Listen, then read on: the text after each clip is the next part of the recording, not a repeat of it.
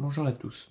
Je ne sais pas si vous vous souvenez, le football français avait connu une période un petit peu délicate, avait connu une période assez compliquée, notamment après le craquage de Pablo Longoria lors du déplacement de l'Olympique de Marseille sur le terrain d'Auxerre avant la trêve internationale. Le football était beaucoup polémiqueux pendant quelques semaines, quelques jours, était beaucoup polémiqueux, notamment avec l'arbitrage, notamment avec les décisions des instances, des décisions arbitrales, et c'était beaucoup lié à une incompétence arbitrale durant quelques jours. Il y a eu le craquage de Pablo Longoria, qui a été suspendu 15 matchs après son craquage et ensuite qui a été suivi par une nouvelle incidence entre Lyon et Brest avec le carton rouge de Paolo Fonseca suite à son craquage de nouveau avec un tête contre tête avec Benoît Millot et ses hurlements incessants vers le visage de Benoît Millot et qui a été suspendu lui plus fermement que Pablo Longoria, suspendu 9 mois ferme inclus jusqu'au 30 novembre 2025 avec un aménagement en outre jusqu'au 15 septembre 2025. Donc à partir du 15 septembre 2025, il sera toujours suspendu jusque fin novembre, mais avec un aménagement. Paolo Fonseca veut tout faire pour avoir justice, veut tout faire pour avoir le respect qu'il mérite, et veut, s'il n'arrive pas à supprimer sa suspension et à avoir l'intégralité de ses fonctions, il veut quand même tenter le coup d'avoir une justice claire, nette et précise et d'avoir un respect dans cette suspension qui pour Lyon, qui pour le club, qui pour lui-même est totalement inacceptable.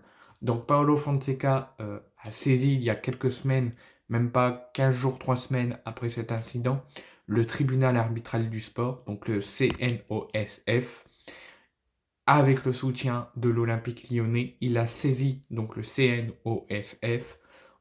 Et là, Lyon et le CNOSF a communiqué d'un commun accord tous les deux en annonçant que tous les points ont été étudiés, tous les points ont été vérifiés et il y aura une audition des dirigeants de Lyon ainsi que Paolo Fonseca le 6 mai prochain où il y aura un rapport qui sera fait à la fin de l'audition avec les sanctions encourues, prolongées, durcies, moins durcies, avec le verdict, mais qui ne sera pas encore officiel, qui sera officieux, puisque le conseil d'administration de la Ligue de football professionnel, une fois que le tribunal arbitral du sport aura rendu son verdict, la LFP devra valider ce rapport et aura tous les droits pour refuser ce rapport.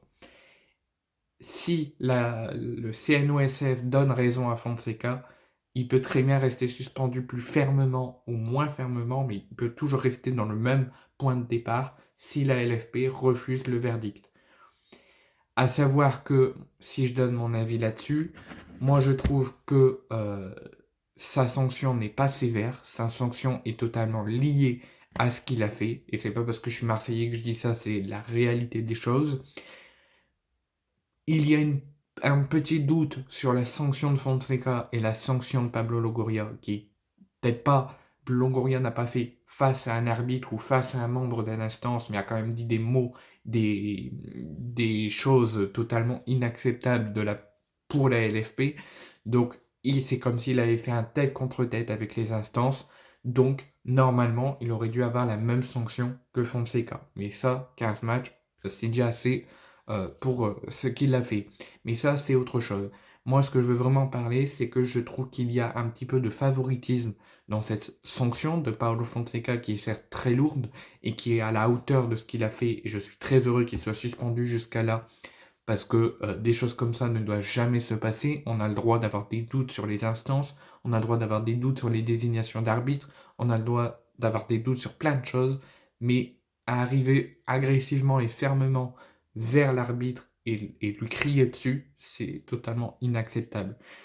Et quand tu sanctionnes un entraîneur parce qu'il a fait des gestes ou il a dit des mots inacceptables, tu le sanctionnes de 9 mois de suspension de vestiaire d'arbitre, de vestiaire de joueurs avant, pendant et après les matchs. Mais ce qui est incohérent, c'est que tu lui laisses l'intégralité de ses fonctions pour les matchs de Coupe d'Europe. Parce que c'est pas dans cette Coupe d'Europe qu'elle a été suspendue. Pourquoi? S'il est suspendu, tu le sanctionnes de toutes ses fonctions, que ce soit en coupe et en championnat. Ça serait quelqu'un d'autre d'une autre équipe, de Marseille, de Nice, de Monaco, il aurait été suspendu de l'intégralité de ses fonctions. Tu le sanctionnes fermement, tu le sanctionnes dans l'intégralité, que ce soit championnat ou coupe. Et c'est ça que je trouve bizarre qu'il soit sanctionné uniquement en Ligue 1.